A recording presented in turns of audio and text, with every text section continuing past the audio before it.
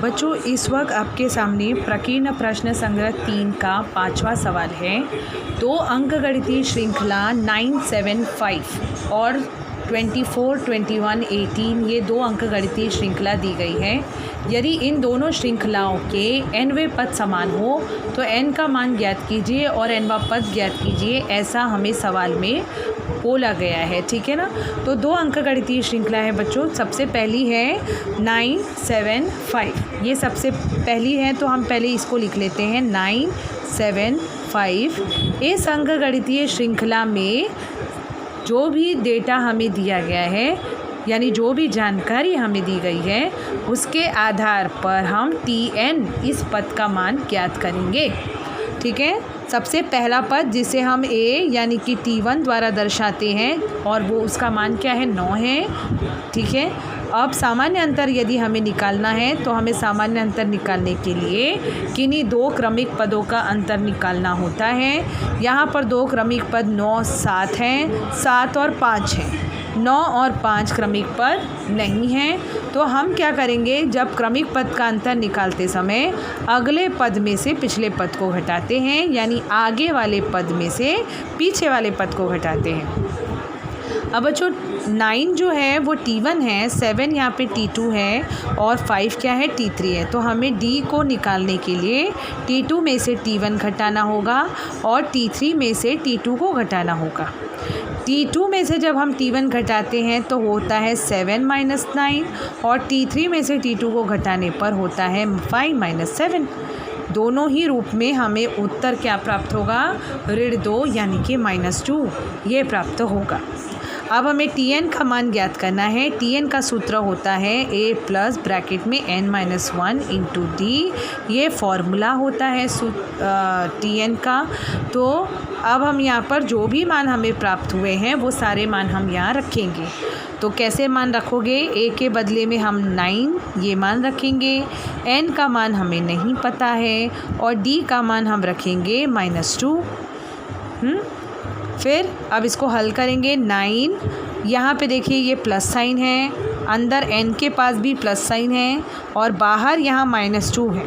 तो -2 जो है ये नेगेटिव है और अंदर यहाँ पर एक पॉजिटिव नंबर है। जब इन दोनों का गुणा होता है तो आंसर नेगेटिव में मिलेगा यानी -2n मिलेगा। -2 का मल्टीप्लिकेशन यानी गुणा -1 के साथ होने पर आपको आंसर मिलेगा +2 और 9 + 2 11 -2n ये Tn का मान मिला है। किस अंकगणितीय श्रृंखला के लिए, इस 975 इस अंकगणितीय श्रृंखला के लिए Tn का मान जो हमें मिला वो है 11 - 2n। अब दूसरी अंकगणितीय श्रृंखला की बात करेंगे यानी 24, 21, 18 ये सभी अंकगणितीय श्रृंखला है। यहाँ पर पहला पद जो है वो है 24 जिसे हम T1 द्वारा भी प्रदर्शित कर सकते हैं। ठीक है। अब आगे बात करेंगे सामान्य अंतर की। तो सामान्य अंतर जैसा कि मैंने बताया T2 में से T1, T3 में से T2 इस तरह से घटाकर निकाला जाता है। T3 में से T2, T2 क्या है यहाँ पर बच्चों 21 है, 21 में से 24 को माइनस करना है तो अंतर हमें कितना मिलेगा -3। अब वैसे ही T3 में से जब T2 घटाना है यानी 18 - 21 करना है जिससे आंसर हमें मिलेगा -3। सामान्य अंतर प्राप्त हो गया है, प्रथम पद भी प्राप्त हो गया है। अब हम इस श्रृंखला के लिए Tn का मान निकालेंगे। उसके लिए हमें पहले सूत्र लिखना होगा। तो सूत्र आपको पता है Tn = a प्लस ब्रैकेट में n-1 इंटू d, ये फॉर्मूला है। अब जो मान है वो रखेंगे। कैसे रखेंगे, a का मान हम यहाँ पर रखेंगे 24, n का मान नहीं मिला हुआ है, d का मान हम रखेंगे -3। अब इसको सॉल्व करते हैं। 24 देखिए -3 और n का जब मल्टीप्लिकेशन करते हैं तो -3n, -3 और -1 का मल्टीप्लिकेशन करने पर क्या आता है, +3 आता है। अब 24 और 3 ऐड होने के बाद यानी जुड़ने के बाद 27 -3n, इस तरह से आपको Tn का मान मिल चुका है। किस अंकगणितीय श्रृंखला के लिए, इस अंकगणितीय श्रृंखला के लिए आपको Tn का मान क्या मिला, 27 - 3n। और पहली अंकगणितीय श्रृंखला का Tn का मान है 11 - 2n। अब सवाल में क्या बताया है, दोनों ही अंकगणितीय श्रृंखलाओं के nवें पद समान हैं, यानी कि Tn वाला जो पद आपने अभी अभी निकाला है दोनों ही समान है, ऐसा सवाल में बताया गया है। तो हम क्या करेंगे, प्रश्नानुसार क्योंकि दोनों Tn समान है, इसका मतलब 11 - 2n जो है वो समान है 27 - 3n के सवाल के आधार पर। अब इसको हल करेंगे कैसे, सजातीय पद को हम एक साथ ले आएंगे पक्षांतरण कर। -2n यहीं पर रहने देते हैं, -3n का पक्षांतरण लेफ्ट हैंड साइड करने पर +3n हो जाता है।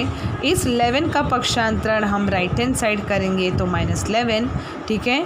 अब -2n + 3n होता है +1n इक्वल्स टू 7 में से 1 गए तो 6 और 2 में से 1 गए तो 16, यानी हमारे पास n का मान यहाँ पर आ चुका है 16 यानी 16। प्रश्न में क्या कहा गया था, n का मान ज्ञात कीजिए, तो n का मान यहाँ पर ज्ञात हो चुका है। कितना ज्ञात हुआ है, 16 इतना ज्ञात हुआ है। लेकिन अभी एक चीज़ और ज्ञात करनी है, वो है nवां पद ज्ञात करना है। क्योंकि n का मान 16 आ गया है तो हमें 16वां पद यहाँ पर ज्ञात करना है। 16वां पद बच्चों हम कैसे ज्ञात करेंगे आगे देखते हैं।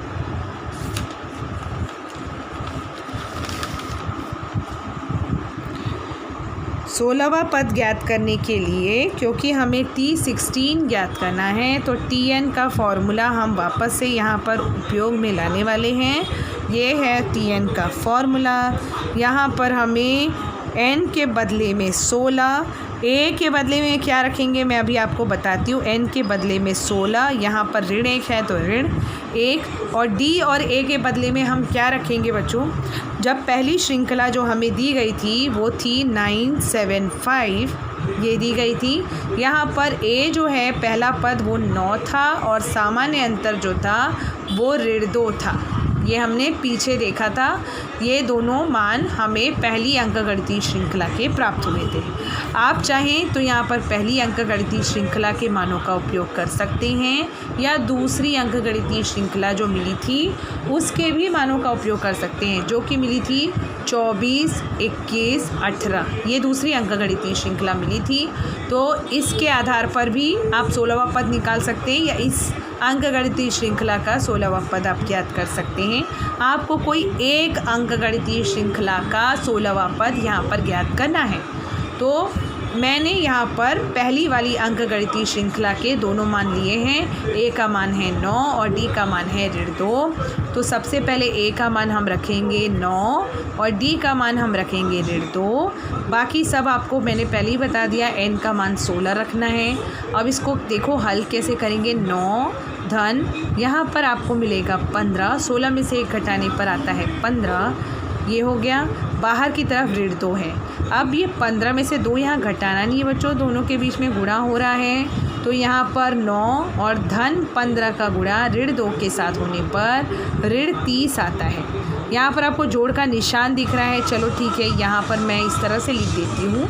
इसके बाद आप देखिए प्लस माइनस माइनस होता है, इसीलिए हम आगे के स्टेप में क्या लिख सकते हैं, 9 - 30 यानी 9 ऋण 30 इस तरह से लिख सकते हैं।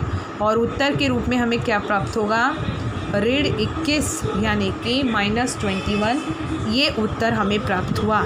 ये किसका मान आपको प्राप्त हुआ, 16वें पद का मान प्राप्त हो चुका है। तो हमें अंत में स्टेटमेंट लिखकर दिखाना है। n का मान जो प्राप्त करने को कहा गया था 16, और nवें पद का मान जो हमें प्राप्त करने को कहा गया था वो है -21। इस तरह से ये सवाल जो है हमें हल करना है।